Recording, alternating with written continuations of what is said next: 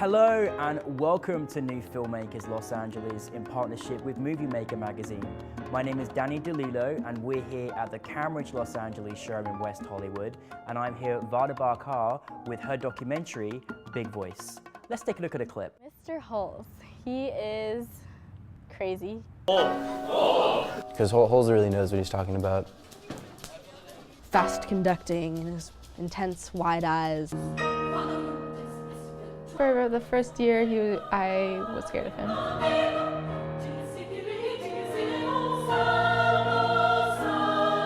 I feel like every time he chooses a piece, like, it's beautiful. Varda, it's a delight to have you here in the studio. Tell us a brief synopsis of Big Voice. Well, Big Voice is a feature documentary about a demanding high school choir director pushing his students to achieve one big voice. They do.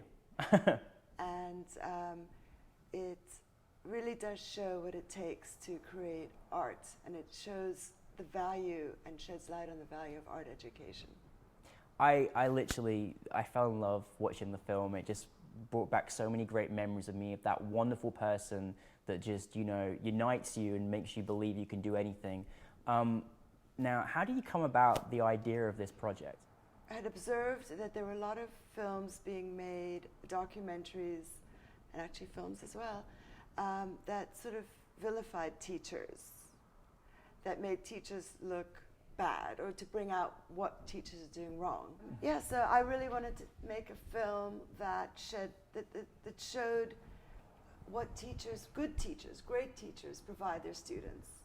And I also wanted to make a film that revealed the value of art education. And I also wanted to create a film that left the audience feeling full of possibility. Varda, I'm beaming right now because that's exactly how I felt watching the film. I just felt uplifted, like I can go and do anything in my life now. And I think from last night, the audience response as well was exactly the same. Now, Jeff Hulse is an astounding teacher. How did he come about making the story about him? Well, I had been to a concert that he did in the high school, and it was so beautiful, and I was so moved. I was literally moved to tears. And I was curious to know how he did it. How did he create such artistry in the context of a public school? How was he able to inspire the students to sing Gregorian chants and this ancient music with such commitment? And, you know, I had heard that to a certain extent, that he was a very demanding teacher, and I heard he was funny. And I had seen him, and I'd seen how sort of charismatic he is. So I thought he would be a compelling subject. I also want to add that one of the things that I also felt was valuable to show is that it's okay to get really uncomfortable. That when we're working on something, it can be very demanding, can be very uncomfortable. You will face obstacles, and you have to move through those obstacles. That's part of it, to create something really great, or to really move people, to create the change you want to see. You're going to have struggle. That's part of it. There's nothing wrong when there is struggle. That is part of the journey. It just felt like for all of the students, it was like the safest place they could possibly be, even though they were open to maybe, you know, having to be uncomfortable and discovering things about them and everything else. But they all felt such that it was like their haven, their safety place, and I thought, what a wonderful, how wonderful that was captured for them in school, which offers a lot of pressures in other areas. Was that something that was very important to Jeff, do you believe, to kind of create that atmosphere for those students? Definitely. Yeah. And I think that that's key to the creative process. And it's very interesting because there's almost a contradiction, because he is so demanding and he does push them and he does put them in a very uncomfortable position. But yet at the same time, he really does foster that sense of community. And it does demonstrate how valuable it is to have that kind of support, to have the community come together in that way. And they do really develop a love for each other. And I think that's another reason why art education is so important. It's almost like they're with their tribe. Yeah. It's just like you and I. Yeah. We know we're all, we're creative people. We're doing something creative. We don't need too much of an introduction, even spend too much time together to have something in common. Yeah, absolutely. We're of the same tribe. Yeah. And there are a lot of people who have you know, that kind of inclination to create things, to make things, to sing, to act, to paint, to do sculpture, to make music. And so that's why it's important to have classes like that, because there needs to be a place for those students to be and to come together in that way and to find their home almost within the school structure. Yeah, and that's absolutely right. And you mentioned something that is in existence, which is, you know, the arts is always the first to get cut, as they even talk about in the documentary.